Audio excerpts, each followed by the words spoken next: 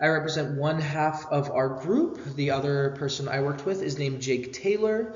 This is our presentation on Dragon Ball FighterZ. This is for Introduction to Esports. I will be going over all of the general information of the game, some of the background, a brief history, how some of the game is played, a brief touch into the esports scene. Basically, this presentation is designed to just give you a general introduction to the game and understand how it functions and how it functions in the greater esports scene.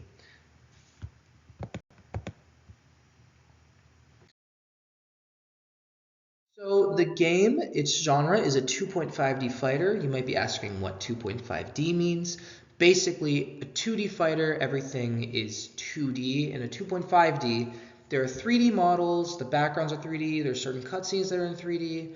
However, you're still playing on a 2D plane, so that is why it's 2.5D. It's in the middle. It was released on Nintendo Switch. It's on both PlayStation 4 and 5. It's on all of the Xbox One and above series. So you have Xbox One, Series X, and Series S. And it's also on PC. The developer of the game was Arc System Works, and the publisher was Bandai Namco Entertainment.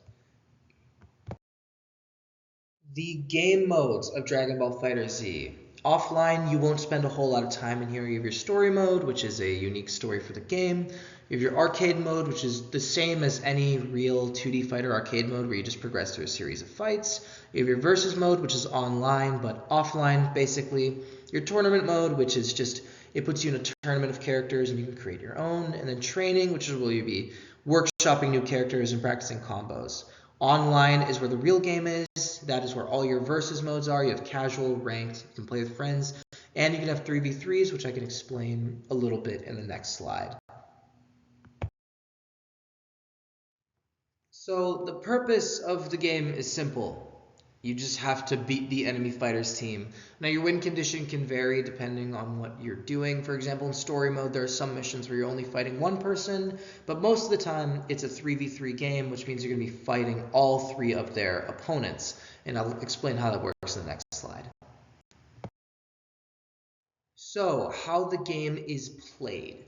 It's a general 2D fighter, so all of your basics are the same. You have certain attacks, you have your high attacks, you have your mid attacks, you have your low attacks, and those correspond to where they are on the screen. As you can see, Bardock, one of the characters in the game, is representing these attacks. On the left is your mid range, on the bottom is your low range, on the right is your high range, and you can also block those attacks. You have combos, which is the same for any 2D fighter. You have your spacing, so you have to figure out where you are on the stage and how close or far away from your opponent, etc. Special of the game is a key gauge. It's used for your super attacks. You can also use it to charge up certain attacks, and a vanish, which you can hit to teleport behind your opponent. You have assists / a Z change. Basically, this is a 3v3 fighter, which means you can tag out your own party members, and you control all three of them. Once all three of your party members' lives are drained, you lose the entire match. And you can tag certain players in to assist you. And Sparking Blast, which is a special mode, it recovers health and increases your damage. So here is a very, very brief history. The initial release of the game was on PS4, Xbox One, PC on January 26, 2018. It had a first wave of DLC characters from March 28th to September 27th of 2018.